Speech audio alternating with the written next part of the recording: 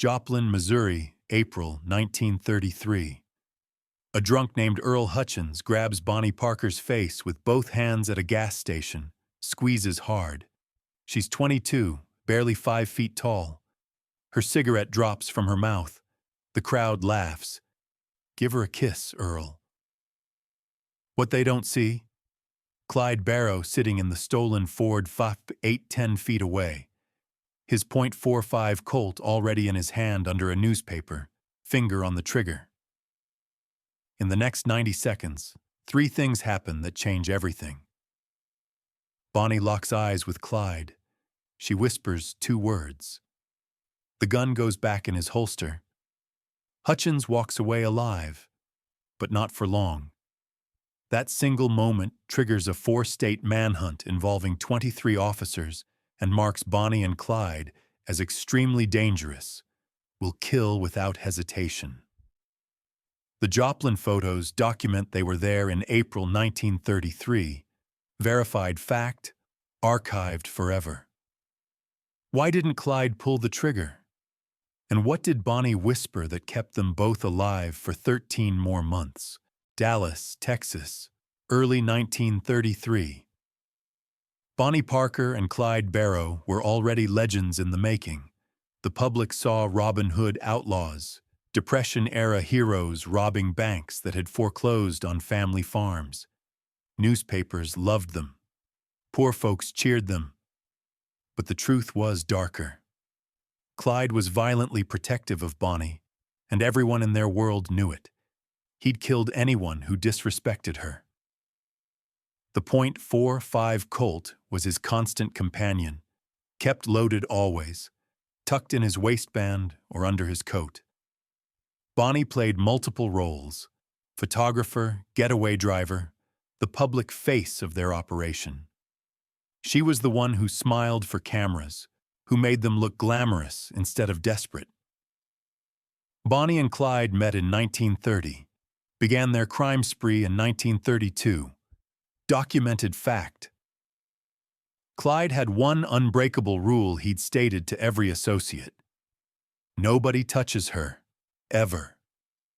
People close to them said he'd taught Bonnie to shoot, his hand over hers on the .45, showing her how to squeeze, not pull. But here's the twist nobody expected.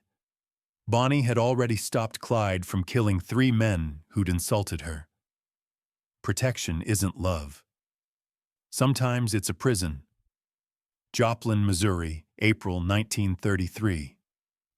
The gas station sat on the edge of town where Route 66 cut through farmland, turning to dust. Bonnie and Clyde pulled in driving a stolen Ford V8, wearing cheap clothes, trying to blend in like any other couple running from hard times. They needed gas and were low on cash, which meant they needed to move fast, stay invisible. Earl Hutchins was local, a drunk with a reputation for bullying anyone smaller than him. He saw Bonnie step out of the car alone while Clyde stayed behind the wheel reading a newspaper, or pretending to. Hutchins walked over, grabbed Bonnie's face with both hands, squeezed hard enough to leave marks. The crowd at the station laughed. Bonnie didn't scream. She looked directly at Clyde through the windshield. The .45 was already in his hand, rising from under the newspaper. His finger was on the trigger. You could see it in his eyes. He was half a second from killing everyone there. Then Bonnie whispered one word: no. Clyde lowered the gun. Police reports confirm Bonnie and Clyde frequented small-town gas stations across the Midwest during this period. Control is knowing when not to pull the trigger. Flashback to 1932, when they were building their operation from nothing. Clyde recruited Raymond Hamilton, a hothead who'd later betray them. W.D. Jones, a kid who wanted to be famous. Blanche Barrow, Clyde's sister-in-law, who kept detailed records and played lookout.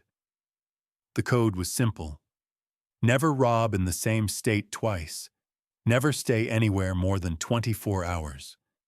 But Bonnie added something new. She brought a camera. She took photos of them with guns, with stolen cars, with stacks of cash from robberies. Then she sent the photos to newspapers. "Control the narrative," she said. "Make them see what we want them to see." The .45 appeared in every photo, Clyde's signature. It became their brand. Bonnie and Clyde sent these photos to newspapers throughout 1932 and 1933.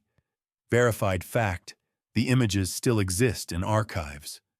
What they didn't know: the FBI was tracking every photo, building a location map based on backgrounds, license plates, recognizable landmarks. Each image they sent narrowed the search grid. Fame is gasoline. Throw a match and watch it burn. Kansas City, 1933. The FBI assigned Special Investigator Frank Hamer to the Bonnie and Clyde case. Hamer was a legend himself. Former Texas Ranger, had tracked dozens of outlaws across the Southwest, known for his patience and his ability to think like the people he hunted. His obsession became understanding Clyde's psychology, mapping his triggers and patterns. Hamer interviewed 12 witnesses from previous robberies across Texas, Oklahoma, and Missouri. He studied police reports, read newspaper accounts, talked to people who'd survived encounters with the Barrow gang. A pattern emerged that nobody else had noticed. Clyde never shot first unless someone threatened Bonnie. Frank Hamer was officially assigned to hunt Bonnie and Clyde in early 1934, though he'd been studying the case for months before. Documented fact. Hamer built a psychological profile. Bonnie is the control mechanism. Clyde is the weapon. Provoke Bonnie, Clyde shoots. Simple as a mousetrap. He created a wall chart in his office showing 14 killings, each one linked to an insult or threat directed at Bonnie Parker. Then Hamer noticed something strange. The Joplin gas station incident from April wasn't in any official report. Why would Clyde Barrow let someone grab Bonnie's face and walk away alive? Every killer has a pattern. Find it, and you find them. Hours after the face grab, Bonnie and Clyde drove in silence toward Oklahoma. The stolen Ford V8 eating up back roads through the Ozarks. Clyde's hands were shaking with rage, knuckles white on the steering wheel. The engine noise filled the car. They couldn't risk the radio, couldn't risk anything that might distract from watching mirrors, checking for police. Finally, Bonnie spoke. "If you'd shot him, we'd both be dead by sunset." Clyde's voice came out tight. "He put his hands on you." The .45 sat between them on the bench seat, still warm from being in Clyde's hand, still loaded, still ready. They could smell the gun oil and the Missouri dust on their clothes. They stopped at a safe house in Tulsa, where W.D. Jones was waiting with food and fresh license plates for the car. W.D. Jones was a documented member of the Barrow gang, arrested multiple times. His testimony later helping piece together their movements. Jones took one look at Clyde's face and knew something had happened. Knew someone had crossed the line. But Bonnie was calm, smoking a cigarette, already thinking 3 moves ahead. Here's what they didn't know. Earl Hutchins had gone straight to the Joplin police, bragging about handling Bonnie Parker.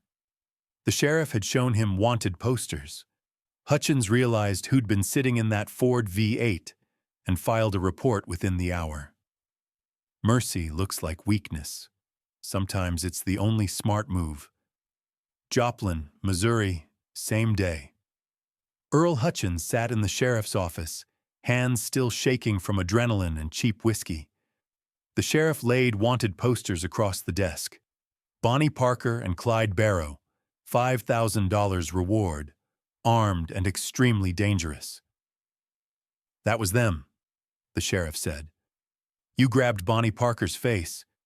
Clyde Barrow was 10 feet away." Hutchins went pale. He'd heard the stories, how Clyde had killed 2 cops in Texas, shot a man in Oklahoma for looking at Bonnie too long, left bodies across 4 states. He filed assault charges against Bonnie anyway, claiming she'd scratched his face during the encounter. Saved his pride, he thought. The sheriff sent a telegram to FBI headquarters. Bonnie and Clyde sighting confirmed. Joplin, Missouri, April 1933. No shots fired. Suspects fled north. Bonnie and Clyde sightings were reported regularly to the FBI throughout 1932 to 1934, creating a patchwork map of their movements. Frank Hamer received the telegram in Kansas City. He studied it for an hour, reading between the lines. Barrow had a gun. Multiple witnesses confirmed it. He had opportunity. He had motive. Someone had touched Bonnie. So why didn't he shoot? Hamer booked a train to Missouri that night. The wanted poster sat on the sheriff's desk. Hutchins's fingerprints now smudged across Clyde's photographed face, across the image of that .45 Colt that had ended so many lives. Pride kills faster than bullets. May 1933, police raided Bonnie and Clyde's Joplin hideout, a small apartment on Oak Ridge Drive they'd rented under fake names. The couple had fled days earlier, always moving, always one step ahead. But they'd left something behind. Undeveloped film in a shoebox under the bed. The photos changed everything. Bonnie with a cigar clamped between her teeth, foot on the bumper of a stolen car, pointing a shotgun at the camera. Clyde leaning against the Ford V8, the .45 Colt visible in his waistband, that hard smile that made him look younger and more dangerous at the same time. More photos. Bonnie pointing a gun at Clyde playfully, both of them laughing. The .45 appeared in nearly every shot.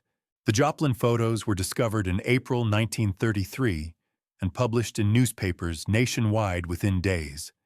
Verified historical fact. The images were sensational. Bonnie became Cigar Girl in headlines. Clyde became the Trigger Man. They weren't just outlaws anymore. They were celebrities, icons, folk heroes to people who'd lost everything in the Depression. The publicity changed the dynamic completely. Suddenly everyone claimed to have seen them. Tips flooded FBI offices. False sightings in a dozen states. The fame that was supposed to help control their image actually made them harder to catch. Too much noise, not enough signal. But it also meant they could never disappear. Their faces were everywhere. That photo of Bonnie with the cigar, Clyde with his .45, that became the image of Depression-era rebellion. Fame protects until it doesn't. Texas, summer 1933. Frank Hamer sat in a borrowed office studying the Joplin incident with the focus of a man solving a puzzle. He'd driven to Missouri, interviewed the gas station owner, talked to witnesses, walked the scene. The owner remembered it clearly. Barrow had the gun in his hand. I saw it through the windshield.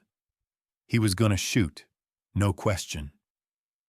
Then the Parker girl looked at him and he just stopped. Put the gun down. Hamer asked, "Did you hear what she said?" The owner shook his head. 2 words maybe, couldn't make them out. But whatever it was, it worked. Hamer realized something profound. Bonnie controlled Clyde's violence. She was the brake on his rage, the only thing standing between Clyde Barrow and absolute chaos. This changed Hamer's entire strategy. He couldn't catch them through force. Clyde would shoot his way out. He couldn't outrun them. The Ford V8 was faster than any police car. But if he could separate them, even briefly, Clyde would become reckless, make mistakes. Hamer opened his leather notebook and wrote one line. "She's the brake. Remove her." Frank Hamer developed sophisticated tracking methods for the Bonnie and Clyde case, using psychology and pattern analysis, documented in his later writings and FBI reports. The answer wasn't overwhelming force. It was patience, observation, understanding human nature. Every warrior has a weakness. Clyde Barrow was 5 feet tall and controlled him with whispers. Louisiana, early 1934. Hamer tracked Bonnie and Clyde through a network of informants, former associates who'd been arrested, family members under surveillance, people who'd helped them and later regretted it. The body count was rising. 2 more officers killed in Texas, a civilian shot in Oklahoma. Clyde's control was breaking down. People close to the investigation said he'd started shooting first, asking questions never, trusting nobody. The old calculation, the one where Bonnie could stop him with a word, was failing under pressure. Bonnie knew they were running out of time. You could see it in the photos from this period, the ones sent to newspapers. Her smile was tighter, his eyes were harder. The .45 never left Clyde's hand anymore. He slept with it under his pillow. Bonnie and Clyde killed multiple law enforcement officers between 1933 and 1934, verified by police records and news accounts. Then something unexpected happened. Bonnie wrote a poem titled "The End of the Line" and sent it to a Dallas newspaper. The poem described their life on the run, predicted their deaths, talked about going down fighting. It was published in February 1934 and became instantly famous. Some thought it was romantic. Hamer read it and understood. Bonnie was writing their ending, trying to control the narrative one last time. When you know death is coming, you write your own ending. February 1934. Hamer found the pattern he'd been searching for. Bonnie visited her mother monthly, always had, even during the worst of the running. The meetings happened at predetermined locations that changed every time. A rest stop near Dallas, a cafe in Louisiana, a farmhouse outside Tyler. But there was a pattern in the chaos. They always took back roads through Louisiana on the way to and from these meetings. Hamer mapped 47 possible meeting points based on previous sightings, known routes, and the locations where family members had been spotted. Frank Hamer tracked Bonnie and Clyde's family visit patterns extensively. This is documented in both FBI files and Hamer's personal accounts. He got a road map of Louisiana and Texas, spread it across a table, drew red circles around each possibility. One location appeared twice in the pattern: Gibbsland, Louisiana, Route 154. A quiet stretch of road, heavy trees on both sides, perfect for an ambush. Bonnie's mother was the key, though she didn't know it. She'd never betray them intentionally, but love makes you predictable.